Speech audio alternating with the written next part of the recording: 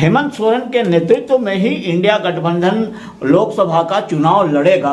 ये एनडीए की तरफ जाने वाला नहीं है। इसको डराने धमकाने से, ईडी का संबंध देने से कोई फर्क नहीं पड़ने वाला है। वो सही समय पर इसका जवाब। आदिवासी है, आदिवासी का पुत्र है, भूमि पुत्र है, लेकिन डरने और झुकने वाला व्यक्ति नहीं। 2024 में मोदी का सुपड़ा साफ हो जाएगा।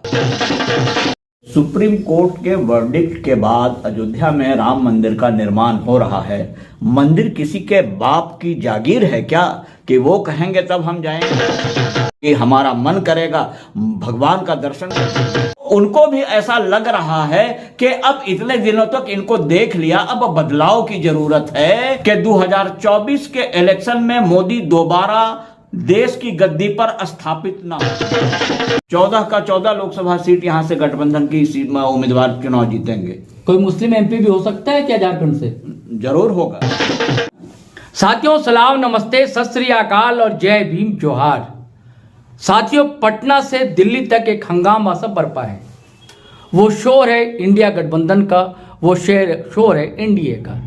दरअसल शोर इसलिए है कि बार बार ये खबर तैर रही है, अफवाह उड़ रही है कि पलटू चचा यानी कि नीतीश कुमार कहीं फिर तो पलट नहीं जाएंगे। और दूसरी ओर 22 जनवरी को राम जन्मभूमि वहाँ प्रतिष्ठापन होना है प्रतिमा का, मर्यादा पुरुषोत्तम की प्रतिमा का। और दूसरी ओर अब तक इंडिया गठबंधन की बैठकें जो है होने को तय होता है, लेकिन हो नहीं पाती है। और इस बीच 7वां सम्मान झारखंड के मुख्यमंत्री हेमंत सोरेन को मिल चुका है ईडी का। तो कहीं ये जो कुंभा है कहीं बिखर तो नहीं जाएगा? इन सब सवालों को लेकर हम चाहते हैं कि एक चर्चा जो है, एक विमर्श हो। और इसके लिए हमारे साथ हैं झारखंड के सीनियर कांग्रेस लीडर खुर्शीद हसन रूमी, जो कभी हज कमेटी के प्रवक्ता भी थे और आज स्टेट कमेटी के प्रवक्ता हैं कांग्रेस के। रूमी साहब से पहला सवाल है कि क्या हेमंत सोरेन कहीं फिर एनडीए में तो नहीं चले जाएंगे? देखिए, ऐसा है कि भारत में जब से भाजपा की सरकार आई है, उनका यही काम रहा है, मोदी और अमित शाह का, कि अगर आप उनके मुआफिक नहीं हैं तो उनको ईडी से, आईटी से, सीबीआई से डरा कर धमका कर अपने पाले में करना। लेकिन ये झारखंड है, ये भूमिपुत्र है, धरती का जन्मा हुआ व्यक्ति है, ये दूसरी तरफ नहीं जाएगा और एनडीए के खिलाफ लड़ेगा और यहाँ की मिट्टी का मान सम्मान रखेगा। हेमंत सोरेन इंडिया का अलाई पार्टनर है और वो उसका मेंबर भी बना दिया गया है कोर कमेटी का। आप झारखंड में हेमंत सोरेन के नेतृत्व में ही इंडिया गठबंधन लोकसभा का चुनाव लड़ेगा। ये एनडीए की तरफ जाने वाला नहीं है। इसको डराने धमकाने से, ईडी का संबंध देने से कोई फर्क नहीं पड़ने वाला है। वो सही समय पर इसका जवाब देगा। नहीं, ये खबर तो अचानक आ रही है। ये खबर कि ये कई बैठकों में भी शामिल नहीं हुए। इंडिया गठबंधन की 2 बैठकें हुई, एक बैठक तो हालांकि कैंसिल हो गई थी, उसमें भी हेमंत सोरेन जाने वाले नहीं थे। और जो दूसरी बैठक हुई उसमें हेमंत सोरेन तो शामिल नहीं हुए, बतौर प्रतिनिधि सिर्फ उनकी राज्यसभा सदस्य जो है महुआ मांझी वो शामिल हुए थे। ऐसा क्यों? हेमंत सोरेन राज्य के लोकप्रिय मुख्यमंत्री हैं। आप जानते हैं कि मुख्यमंत्री की कितनी व्यस्तताएं होती हैं। ऐसा नहीं है कि किसी कारणवश किसी तारीख पर वो इंडिया गठबंधन की बैठक में शामिल नहीं हो सके। उन्होंने अपना प्रतिनिधि भेजा है। इससे ये पता नहीं चलता है कि वो कहीं छिटक कर दूर जाना चाहते हैं। इनको डराया और धमकाया जा रहा है। ये आदिवासी है, आदिवासी का पुत्र है, भूमि पुत्र है, लेकिन डरने और झुकने वाला व्यक्ति नहीं है। ये शिबू सोरेन, जिसने झारखंड के लिए लंबे समय तक आंदोलन किया, उसका बेटा है। तो मैं नहीं समझता हूं कि वो किसी दबाव के आगे झुक जाएगा और अपनी सरकार बचाने के लिए पलटी मार लेगा। ऐसा संभव नहीं है। नहीं, ये सवाल रूबी साहब इसलिए उठ रहे हैं कि जैसा नीतीश कुमार एनडीए के साथ मिलकर सरकार बना चुके हैं, वैसे हेमंत सोरेन भी पहले सरकार बना चुके हैं और साथ रह चुके हैं। तो उनके लिए कोई असहजता की बात नहीं है। बहुत सहज ढंग से सरकार चलाई है भाजपा के साथ मिलकर हेमंत सोरेन ने भी और नीतीश कुमार ने भी। इसलिए शंका को बल मिलता है कि कहीं फिर तो नहीं चले जाएंगे। देखिए, राजनीति संभावनाओं का खेल है और इसमें किसी संभावना से इनकार भी नहीं किया जा सकता है। जो इनकार करता है वो बेवकूफ और मूर्ख है।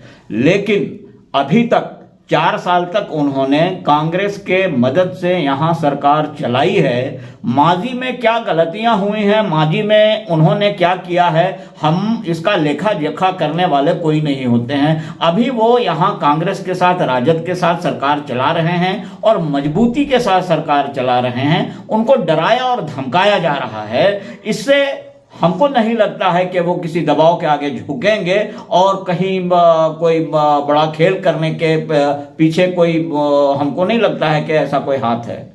साथियों, ये बातचीत हम आपको आगे भी सुनवाएंगे। इससे पहले हमारा आग्रह है, गुजारिश ये है दोस्तों कि इंडिपेंडेंट मीडिया है जीटी रोड लाइव, आप इसको सपोर्ट करें। और कैसे सपोर्ट करेंगे दोस्तों? हमारी यूपीआई नंबर है 8083557257। आप इसमें फ़ोन पे कर सकते हैं, पेटीएम कर सकते हैं। और साथियों, अगर आप ये ना कर सकते, इतना ज़रूर करें, हमारी YouTube channel GT road live को सब्सक्राइब करें, उसके वीडियो को शेयर करें, लाइक करें और कमेंट करना हरगिज़ ना भूलें। इसके अलावा इसी नाम से हमारा फेसबुक पेज है जीटी रोड लाइव के नाम से, उसे आप फॉलो करें, उसके वीडियो को शेयर करें और कमेंट करें। चलिए अब हम खुर्शीद हसन रूमी साहब से बाकी जो बातचीत है उसे पूरी करते हैं। देखिए, बिहार और झारखंड एक ही रहा है और आप उस दौर से राजनीति कर रहे हैं, सियासत कर रहे हैं। नीतीश कुमार को भी आप जानते हैं अच्छे ढंग से।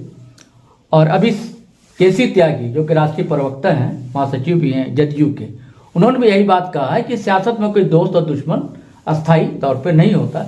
यानी कि वो इशारा दे रहे हैं, जो कि खबर अफवाह चल रही है कि नीतीश कुमार भी फिर उधर चले जाएंगे। तो अगर नीतीश कुमार एनडीए के पाले में चले जाते हैं या हेमंत सोरेन एनडीए के पाले में चले जाते हैं, तो फिर इंडिया गठबंधन का भविष्य आप क्या देखते हैं?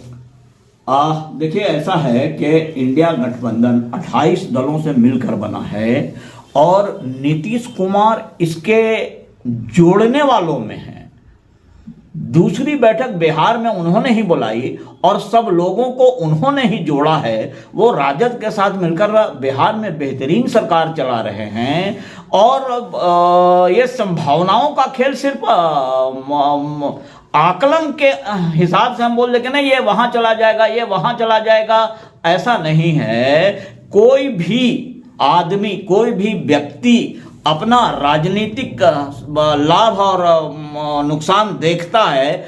आने वाले समय में हमको ऐसा नहीं लगता है कि या नीतीश कुमार या हेमंत सोरेन इंडिया गठबंधन से अलग होंगे। वो नीतीश तो जोड़ने ही वाले हैं। उन्होंने पटना में बैठक बुलाई सब दलों को और हेमंत सोरेन उसमें शामिल हुए हैं। तो ऐसी संभावना नहीं दिखती है कि ये दोनों अलग होंगे।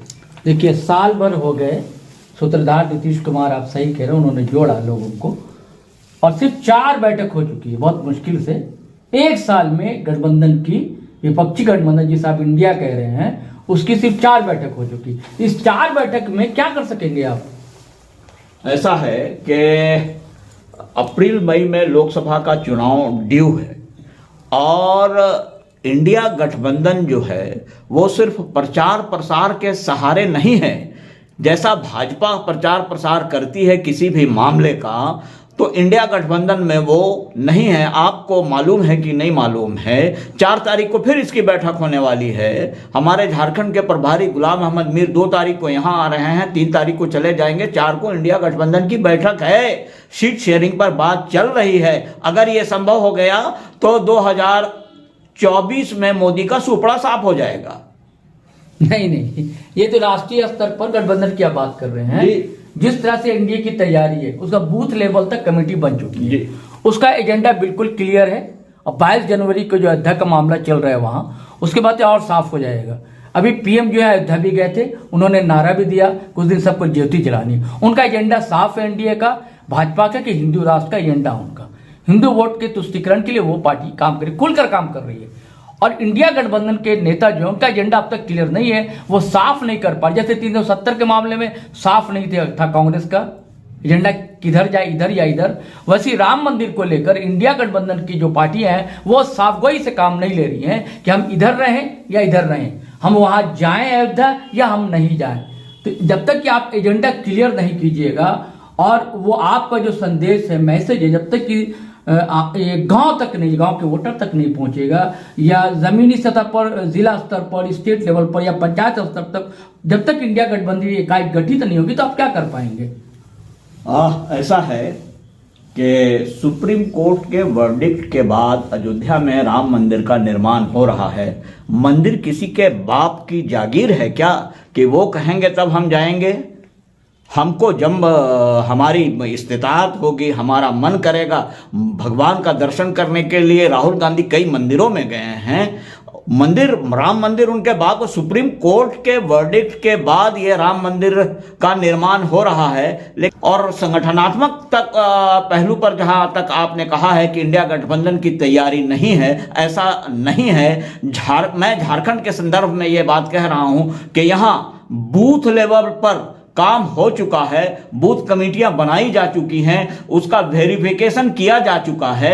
मैं इसके कंटेक्स्ट में एक बात और बता दूं कि अभी 4 राज्यों में चुनाव हुआ, जैसा माहौल लग रहा था वैसे में 2 राज्य कांग्रेस के पास आने चाहिए, लेकिन भाजपा सिर्फ सांप्रदायिकरण करके, अब ऐसा है कि हिंदू तुष्टीकरण करके वो अपना राजनीति चमका रहे हैं। हिंदुओं की आबादी मुसलमानों और क्रिश्चियन, सिख माइनॉरिटी से बहुत ज्यादा है।